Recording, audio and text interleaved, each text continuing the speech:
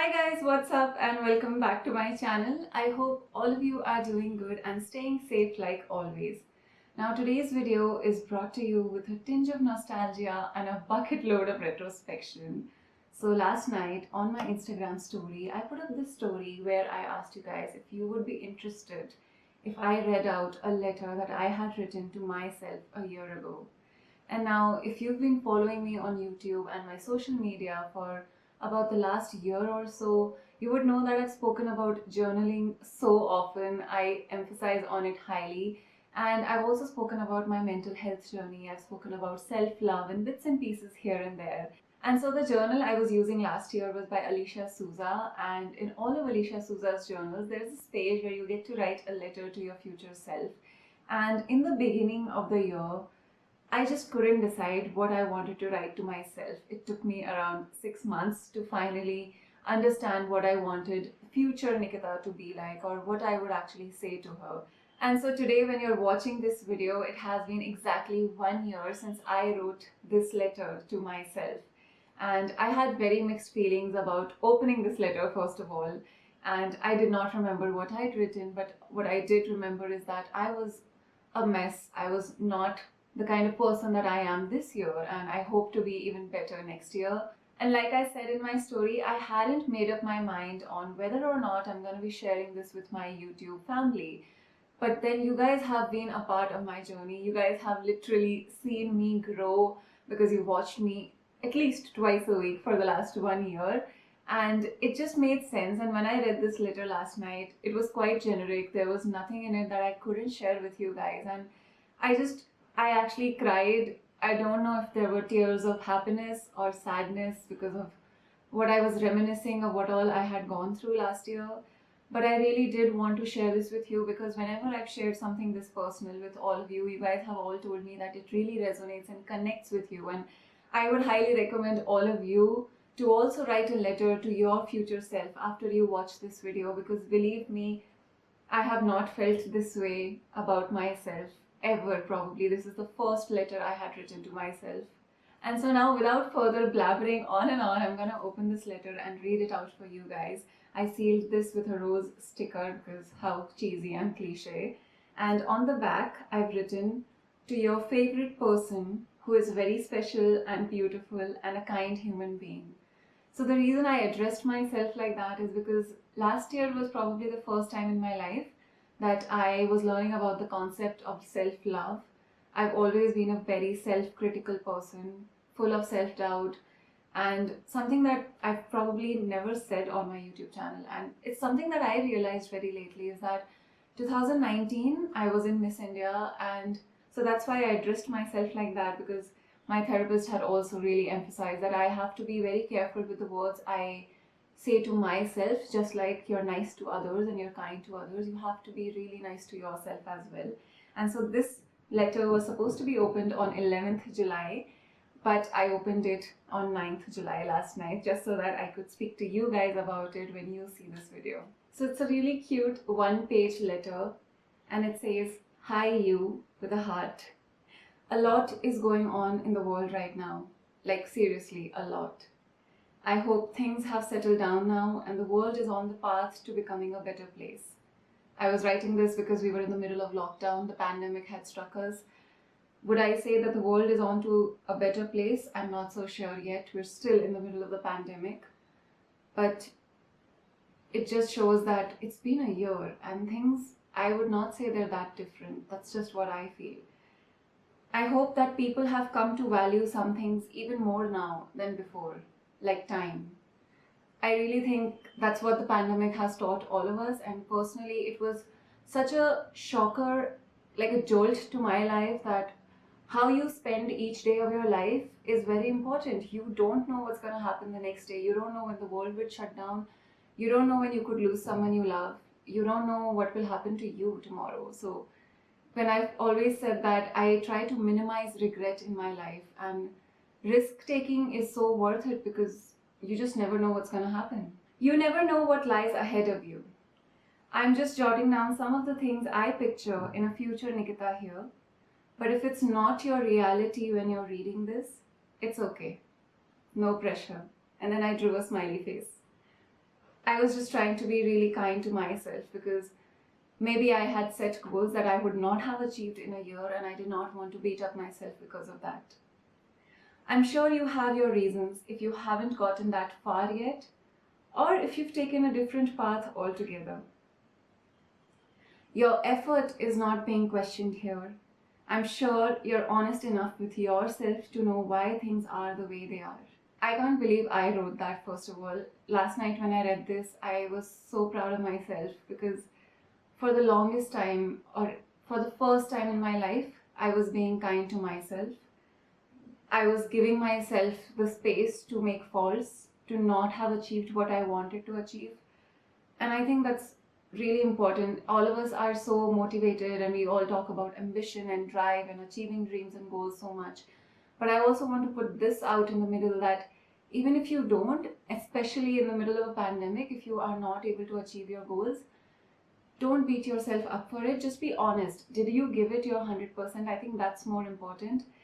It's not the result, it's just whether you gave it your best or not. That's what really matters in life. Now, the list of things that I've jotted down are: I hope you've learned to love yourself more with each day and are proud of your accomplishments. This was the first time in my life, like I said, I was learning about the concept of self-love. I do want to talk about my journey towards self-love, the different stages to it in a video someday, but I feel like there's a little bit of a journey to go, and I will definitely make that video someday. But if I had to ask myself today, do I love myself more compared to last year? I definitely do.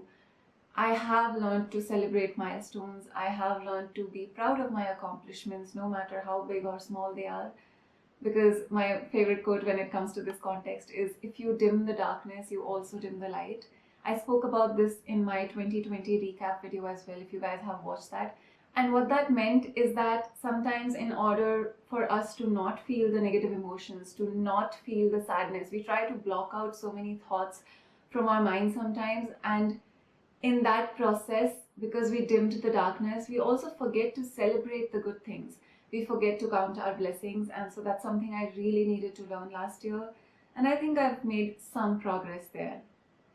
The next thing I've written is, I hope you don't attach your self-worth to materialistic achievements or others' opinions of you. I cannot emphasize how much I needed to hear this last year. Even right now, we all get so affected. And when you're in the pageant modeling industry, I feel like it becomes even more important because people are constantly commenting on how you look, what you should wear, what you should do when you're a public figure. There's always somebody who's telling you that you're not worth this, or this is not where you belong, and why are you doing this? Social media is a negative place sometimes.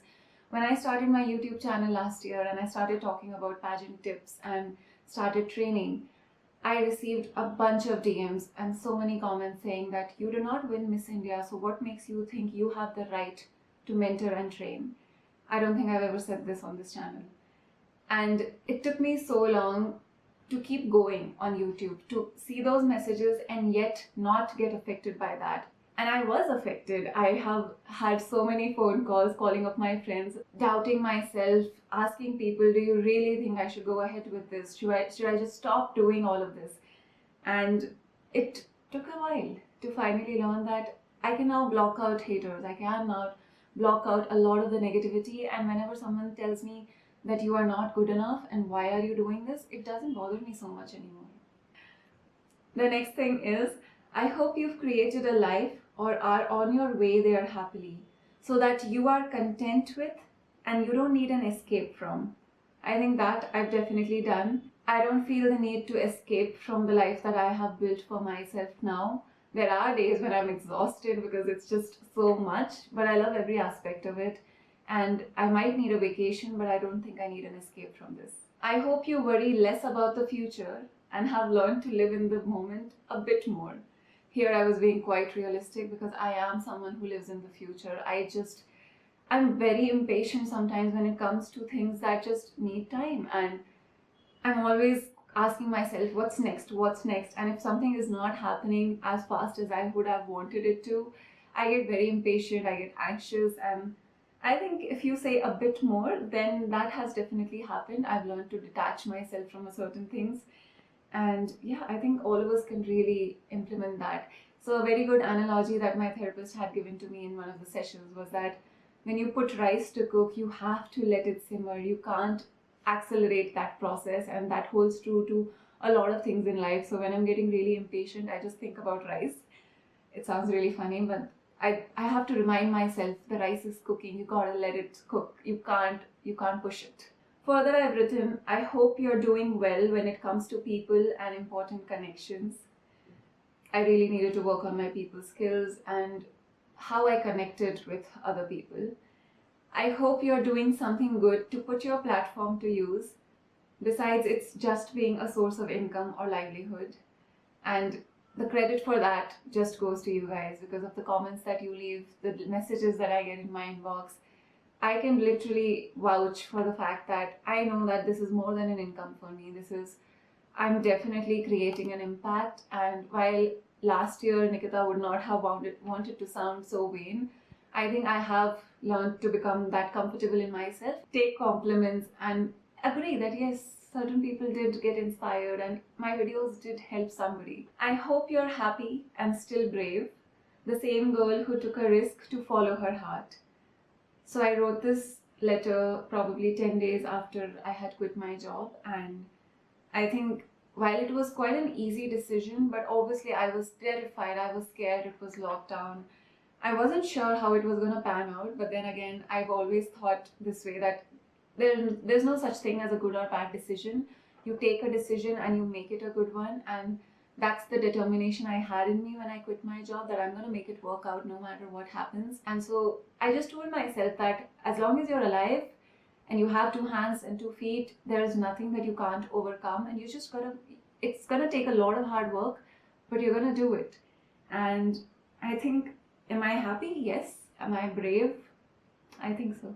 And the last thing that I wrote is, I hope you are more at peace, whether it's with or without a partner. I think all of us are looking for love in life, and I was going through a difficult phase when it comes to that aspect of my life, and I did feel very unlovable. I hated myself when I wrote this letter. I just felt that nobody ever likes me or understands me, and I just don't deserve love. And for that reason, I wrote that last point in that letter, because I wanted to detach my happiness from the existence of love in my life. And maybe it's not always about a romantic partner. I've realized that self-love can compensate for any other type of love that is lacking in your life. And something I read in college was, more often than not, the cure to loneliness is to being alone. I read that years ago, but I feel like every single year of my life as I'm growing up, it just becomes more and more important. Because of the pandemic, let's talk about that. A lot of us are not able to meet our friends and family, but if you learn to enjoy your company, if you learn to be happy just by yourself, believe me, it's one of the best things you can do for yourself. Journaling, writing this letter to myself, just keeping myself occupied, thinking about your dreams and ambitions and what you want to do with life, irrespective of what other people tell you. I think that's what really matters in life. And one last quote that I would probably share in this video is that I recently heard somewhere that you belong where you want to be, and that stayed with me. That struck such a chord with me. I loved that sentence, and I want to say that to all of you. You belong where you want to be. Nobody gets to tell you where you belong. And so that's all for today's video. I really hope you guys enjoyed listening to me, and I hope you will all write a letter to your future self as well. If you liked this video, please do give it a big thumbs up, and please do share it with anyone you think might be able to benefit from listening to this. And also share what was your favorite part about this letter. As always, you know I love you guys so much. Thank you for being a part of my journey. Thank you for being a community with whom I can share all of this. And I'm just so grateful. I'll see you guys very soon in my next video. Bye-bye. But reading this definitely motivated me. I hope you've created a life the next thing is, I hope you've created a life the next thing is, I hope you've created a life I can't talk.